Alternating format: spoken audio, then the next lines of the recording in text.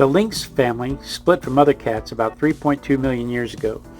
Bobcats split from that lynx family around 1.8 million years ago and settled into the form we recognize today about 1.2 million years ago. They're called bobcats because of their distinctive bobbed tail. Their ancestors were much larger, around 100 pounds. They've been shrinking over hundreds of thousands of years, and that shrinking is actually the key to their success. By getting smaller, bobcats filled a niche that larger predators like the North American lion couldn't fill. Those massive cats needed huge prey to sustain themselves, and they bred much slower. Bobcats got smaller and faster, breeding sometimes twice a year or 2 or 3 kittens each time, with a gestation period of only about 64 days. That reproductive speed, combined with the adaptability, made them incredibly successful, and now they're found across the entirety of North America, adapted to almost every client on the continent. Around 2,000 years ago, the Hopewell people in Illinois buried a young bobcat with a collar made of shells and a carved bear teeth. They folded its paws neatly and placed it among human graves like a family pet.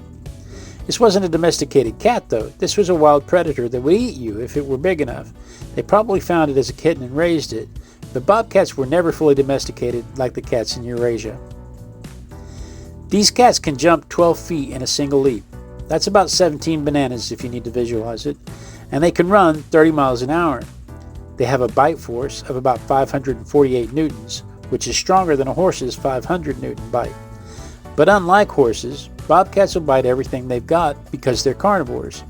They're not really big enough to eat people, but they'll take off with your children if you're not paying attention. Don't ever think you can just run to the car real quick and keep an eye on the kids, because these things can't be trusted.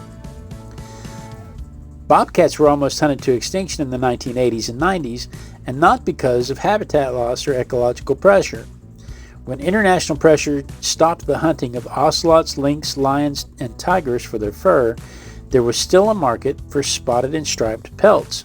Hunters said, "We have got all these bobcats around here, let's hunt them." They tried to fill the entire void from all of those protected cats with this one species and nearly wiped them out through modern industrial hunting. Not in the 1800s, but the 1980s and 90s. This wasn't an animal going extinct because of glaciers receding or losing its habitat. It was going extinct because people wanted spotted fur coats.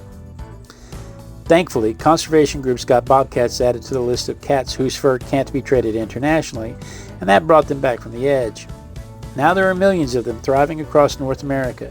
They're in every state, they go all the way up into Canada, and there's millions of them adapting to almost every climate you can imagine. The same adaptability that let them survive alongside the North American lion is letting them bounce back from near extinction and reclaim territory they lost.